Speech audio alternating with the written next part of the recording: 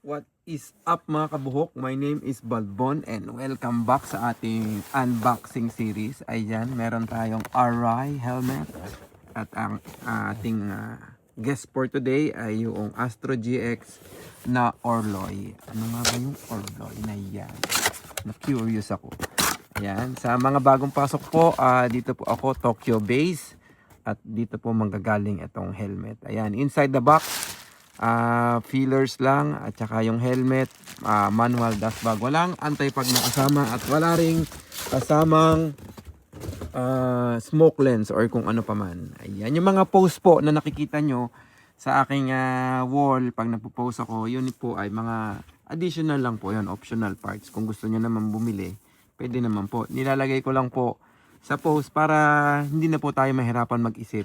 Yan, para if ever na gusto niyo yung ganitong design, meron ako mapapakita.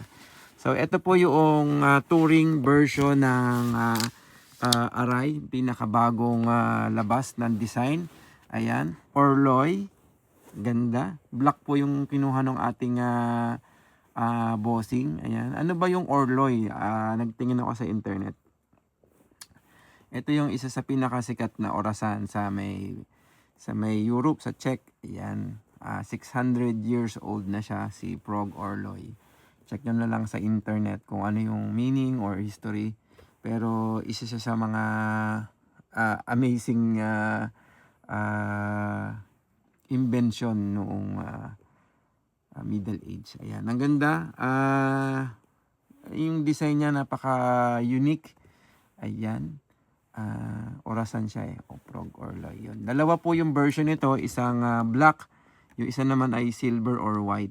Ayan, yun lang ang pagkakaiba nila. Pero ganda ng design, napaka-classic ng mysterious yung looking niya.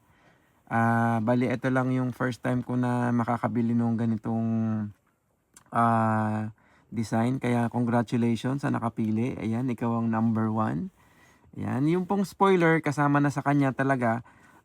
Nandyan talaga yan at kasama na sa package yung system ng ventilation dito sa Astro GX. Matagal na ako din nakapag-unbox. Binago na nila yun sa flagship na RX-7X ay palagay ko pagdating ng panahon magiging ganito din kasi papunta dito yung design ni Arai. Ayan, ito po hindi lang siya basta logo. Yan, functional po siya. Isa po siyang intake vent. Ayan, pag binukas, bukas, sarado. Ayan. Tapos yung kanyang mga side vent, tingnan nyo kung ganong kaliit na lang.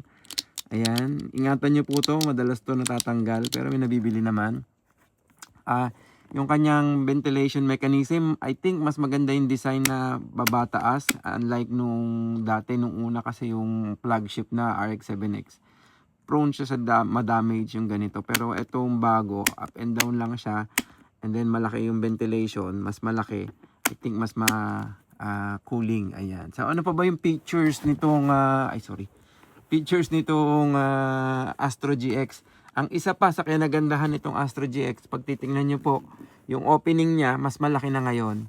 Kasi marami talaga napapa-atras sa Arai pag sinusuot na yung helmet. Kasi masikip. Kasi nga etong part na to ay dapat masilyado niya yung neck. So, kaya maliit yung entrada. Pero pag napasok nyo naman na yan, maluwag na sa loob. Ayan. So, sa mga technique po ng pagsusuot, ang gawin nyo po, hahawakan nyo yung dalawang strap, ibukan nyo na ganyan, at saka nyo isuot sa ulo nyo. Huwag nyo pong bibitawan hanggang mapasok nyo yung ulo nyo doon sa helmet. Hawak ito na moving towards, outwards, tapos pababa. Parang ganyan. Ayan. Hawakan nyo na ganyan, hawakan nyo na ganyan. Tapos isuot nyo sa ulo nyo. Ayan, ganon yung technique.